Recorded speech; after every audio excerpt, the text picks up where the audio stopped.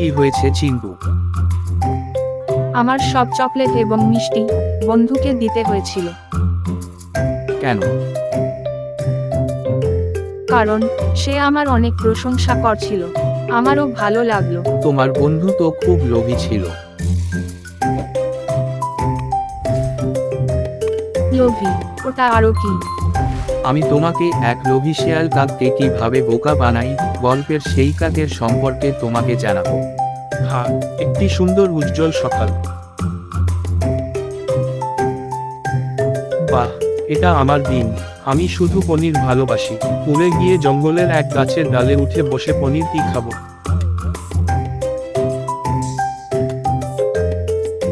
উড়ে জঙ্গলে গিয়ে গাছে বসে সুন্দর করে পনিরের টুকরোটি খাবো। এই ভাবতেই শুনতে পেল কারো মিষ্টি গলার আওয়াজ। সুপ্রভাত আমার বন্ধু, তোমাকে তো খুব সুন্দর লাগছে। কাক গাছের চারপাশে তাকালো। শেয়াল আবারও বলা শুরু করলো। আপনার পালক এত রেশমি, এত চকচকে সুন্দর। আপনি আমার দেখা সবচেয়ে বুদ্ধিমান এবং সুন্দর কাক। শেয়ালের চালাকি কথাই বিশ্বাস করতে লাগলো কাক। শিয়াল তাড়াতাড়ি আরো বলে উঠল,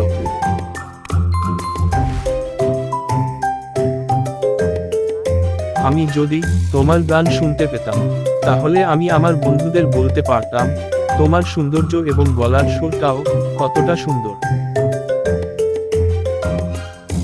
এখন কাক তো তার আনন্দই ধরে রাখতে পারল না এবং সে মনে করে শেয়াল চলে যেতে পারে, তার গলার সুরটা শিয়ালকে শোনাতে মরিয়া ছিল।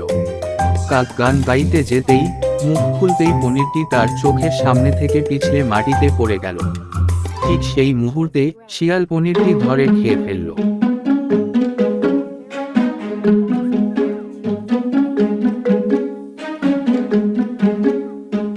ইয়ামম, এটা খুবই সুস্বাদু, শীঘ্রই বলে শেয়াল পালিয়ে গেল। বোকা তুমি, আমার চালাকিতে সহজেই প্রতারিত হয়েছ। আমি তো শুধু পনির চেয়েছিলাম এবং আমি পেয়েছি। অসহায় কাকটা বুঝতে পারছিল সে কতটা বোকা। শেয়ালের চালাকি কথা বিশ্বাস করাই ছিল তার সব থেকে বড় ভুল।